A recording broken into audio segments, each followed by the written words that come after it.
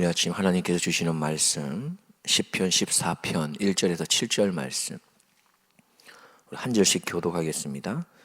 어리석은 자는 그 마음에 이르기를 하나님이 없다 하도다.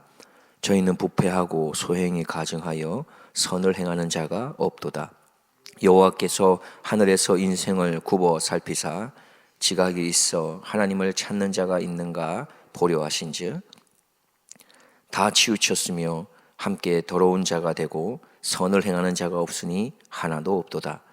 죄악을 행하는 자는 다 무지하뇨 저희가 떡 먹듯이 내 백성을 먹으면서 여호와를 부르지 아니하는도다. 저희가 거기서 두려워하였으니 하나님이 의인의 세대에 계심이로다. 너희가 가난한 자의 경영을 부끄럽게 하나 오직 여호와는 그 피난처가 되시도다. 같이 보겠습니다. 이스라엘의 구원이 시온에서 나오기를 원하도다. 여호와께서 그 백성의 포로된 것을 돌이키실 때에 야곱이 즐거워하고 이스라엘이 기뻐하리로다. 아멘. 오늘 학교에서 교수님께서 학생들에게 질문을 했습니다. 인생에서 가장 위험한 사람은 누구이겠는가? 학생들이 제각기 대답을 합니다. 무지한 사람이라고 생각합니다. 아니, 권력을 가지고 잘못 행사하는 사람이라고 생각합니다. 거짓을 밥 먹듯이 하는 사람이 참 위험한 사람 같습니다. 이렇게 여러 가지 이야기를 했는데 교수님이 했던 말은 다 학생들의 이야기를 듣고 난 이후에 이렇게 말합니다. 자신이 틀릴 수 있다고 하는 그 사실을 한 번도 생각해 보지 않은 사람이 가장 위험한 사람이다 라고 말했습니다.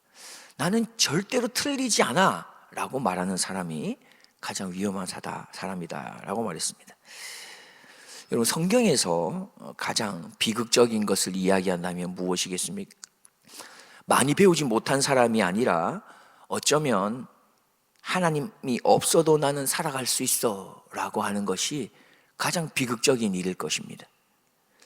오늘 시편 14편에서 이러한 사람을 향해서 이렇게 표현하고 있습니다.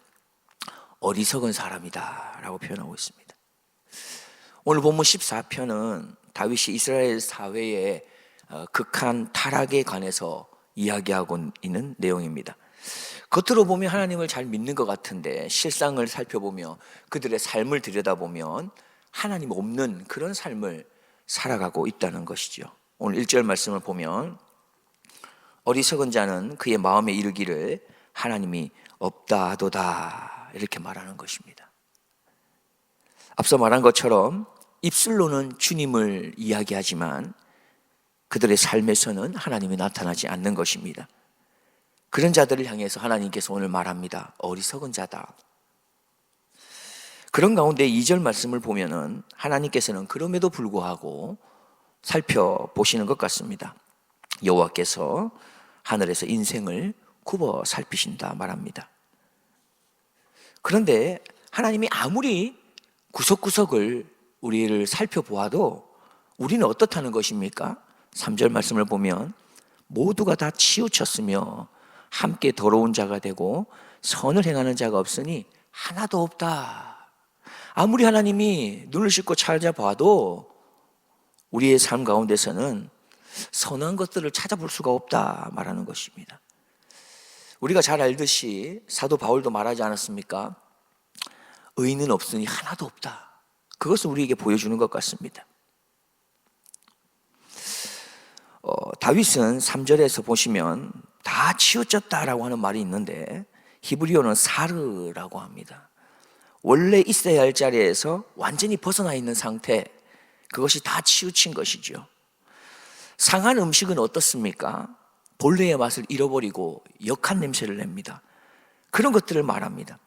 하나님을 떠난 인간이 바로 존재의 목적을 잃어버리고 살아가고 있는 것이죠. 하나님 없이 살아가고 있는 모습, 다 치우쳐서 살아가고 있는 모습, 그게 모든 인간의 모습이라고 말하고 있습니다. 하나님께서는 그 가운데서 찾고 있습니다. 똑똑한 사람이 아니라 하나님을 찾는 사람이 없는가 찾고 있는 것이죠. 진리라는 것이 정보가 많아진다고 발견되는 게 아니라 하나님께서 우리의 눈을 열어주실 때에 발견할 수 있는 것이죠. 데일 키드너라고 하는 사람이 이렇게 말했습니다. 인간에게 있어서 가장 극적인 비극은 하나님을 이해하지 못하는 게 아니라 하나님을 찾으려 하지 않는 것입니다.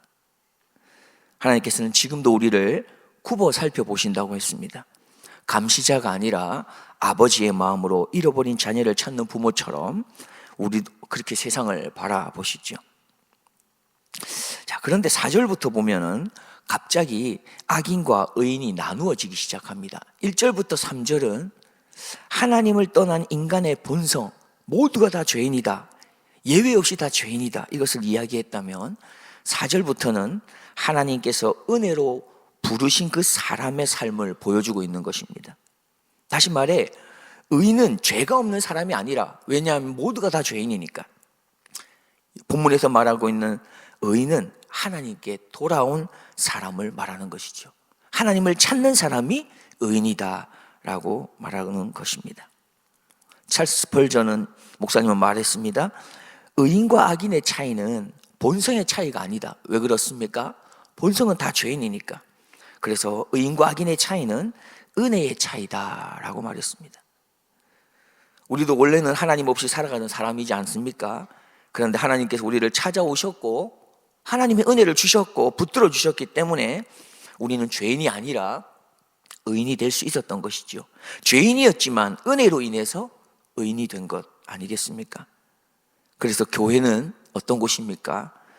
완벽한 사람의 모임이 아니라 용서받은 사람의 모임이다 라고 할 수 있을 것입니다. 4절에서 보면 다윗은 악인들의 모습을 보여주고 있는데요, 그들은 하나님의 백성을 먹을 양식처럼 삼키고 여호와를 부르지 않으며 하나님을 두려워하지 않고 약한 사람의 소망마저 비웃었다라고 이야기하고 있습니다. 즉 하나님을 잃어버린 사람들의 모습, 결과를 우리에게 보여주고 있습니다. 하나님을 잃어버리게 되면 우리는 우리 옆에 있는 사람도 잃어버리게 됩니다.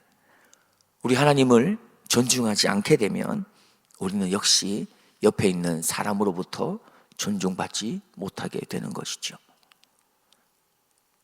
사람은 그렇게 점점 더 연결되어 있는 것 같지만 우리의 인생에 모두가 다 네트워크라고 하는 것으로, 인터넷이라고 하는 것으로 연결되어서 가까워 있는 것 같지만 마음은 점점 더 그래서 외로워지는 것 아니겠습니까? 풍요는 넘치는데 더 평안은 사라지고 있지요. 인간이 하나님을 잃어버렸기 때문인 것입니다. 하나님 없는 문명은 발전할 수는 있겠죠. 좋아지는 것 같아 보이겠죠. 그러나 결국에 인간의 그 구원으로부터는 점점 멀어지게 되는 것입니다. 다윗은 이어서 계속 4절에서 이렇게 말합니다. 죄악을 행하는 자는 다 무지하냐라고 고발합니다. 이것은 특별히 지도자들을 향한 탄식하는 표현입니다. 왕과 높은 고위 관리들이 하나님을 경외하기보다 자신의 권력과 이익을 위해서 백성을 이용하고 있었던 것을 지탄하면서 하는 표현들이죠. 먹여야 할 사람이 먹이지는 않고 자기만 먹고 있다는 것입니다. 섬겨야 하는 사람이 섬기지 아니하고 오히려 군림하고 있다는 것입니다. 다윗은 그들을 향해서 너희가 무지하다라고 말했습니다. 지식이 부족한 게 아니라 하나님을 경외해야 될 그 마음을 너희가 잃어버렸다 말씀합니다. 가정에서 부모가 리더가 아니겠습니까? 교회에서는 직분자들이 앞서가는 사람일 것입니다. 직장에서도 이끄는 상사가 있겠죠.